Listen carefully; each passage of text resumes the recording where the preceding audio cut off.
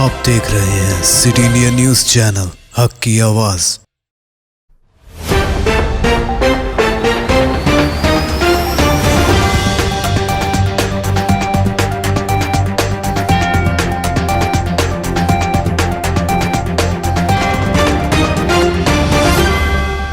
السلام علیکم ناظرین، سٹی انڈیا نیوز کے بین الاقوامی خبروں کے بلیٹن منظر عالم کی خبروں میں سب سے پہلے دیکھیں گے حدیث شریف۔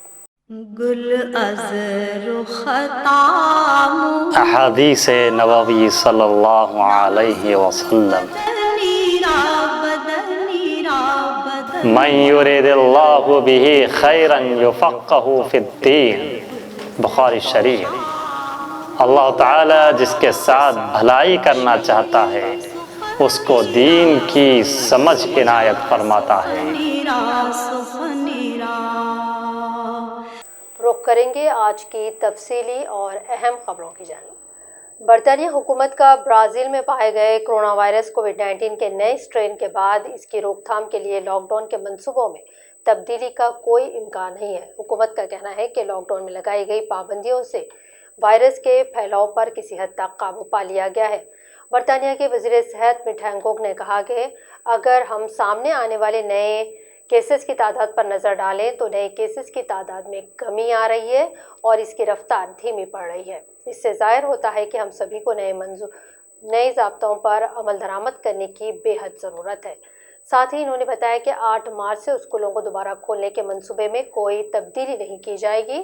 پہلی بار برازیل کے مناؤس میں پائے گئے کورونا کے نئے ویریئنٹ کے 6 کیسز برطانیہ میں پائے گئے ہیں۔ ان میں سے 3 کیسز اسکاٹ لینڈ اور 3 انگلینڈ میں پائے گئے۔ ان میں سے 5 افراد کو ہوم آئسولیشن کیا گیا ہے۔ مٹ ہینکوک کا کہنا ہے کہ ہم احتیاط کے طور پر ساؤتھ السٹر شائر میں سرچ ٹیسٹ بھی کروا رہے ہیں۔ ساتھ ہی انہوں نے کہا کہ عوام سے محتاط رہنے اور پابندیوں پر عمل کرنے کی اپیل کی۔ That was first identified in Manaus in Brazil, that we have identified here in the UK, 3 in Scotland and 3 in England. We know that 5 of these people quarantined at home as they were legally required to do.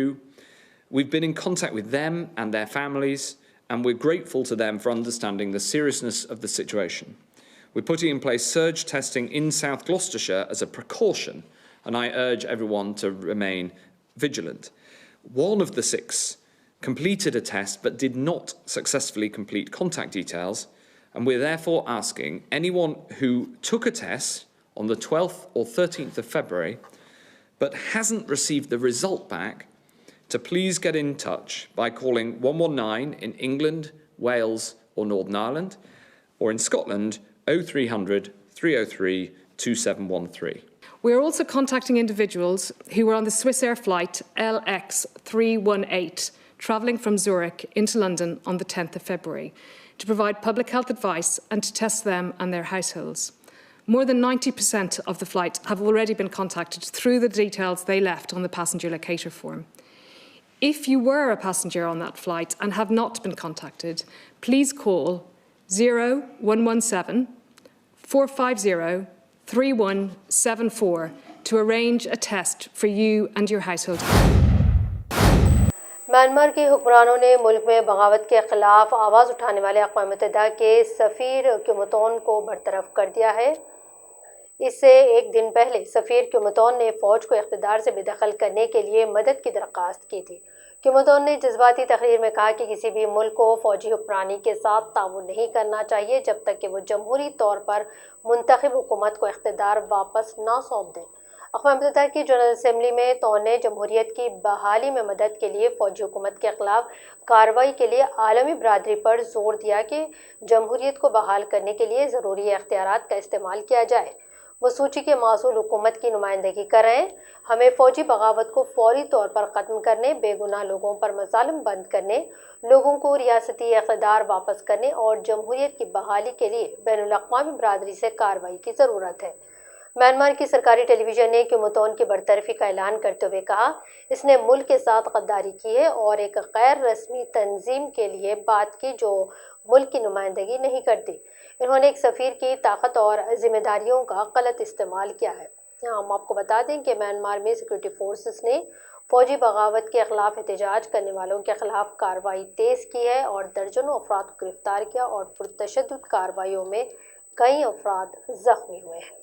In that regard, we, the committee representing Chirangzhou Hlotau, CRPH, duly urge the United Nations Security Council and international community that aspire to build peaceful and civilized global society to use any means necessary to take action against the Myanmar military and to provide safety and security for the people of Myanmar.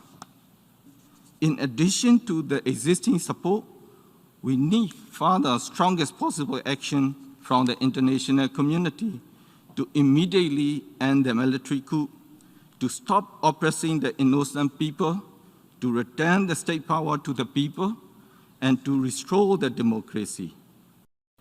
Pidu da adikava ayerawo awyami. And thank you, Mr. President.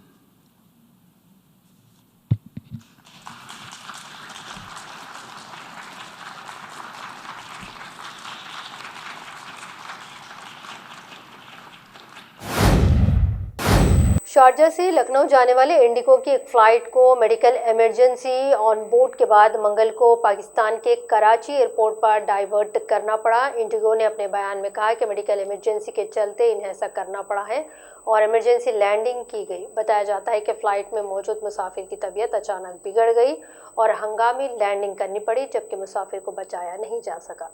Karachi airport per medical team کی جانب سے check up کے بعد اسے مردہ قرار دیا گیا ہے. ایئر لائنز نے بتایا کہ 6E1412 انڈیگو نے اس واقعے پر دکھ کا اظہار کیا.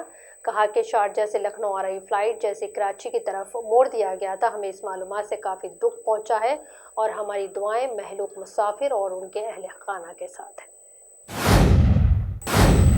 گزشتہ ہفتے خلیج عمان میں اسرائیلی کارگو جہاز پر حملے کا الزام ایران پر عائد کرتے ہوئے اسرائیلی آرمی چیف اویو کوچاوی نے ایران کو اس حملے کا ذمہ دار قرار دیا ہے. لیکن دوسری جانب ایران کا کہنا ہے کہ اسرائیل بغیر کسی واضح معلومات کے اس طرح کی بیان بازی کر رہا ہے.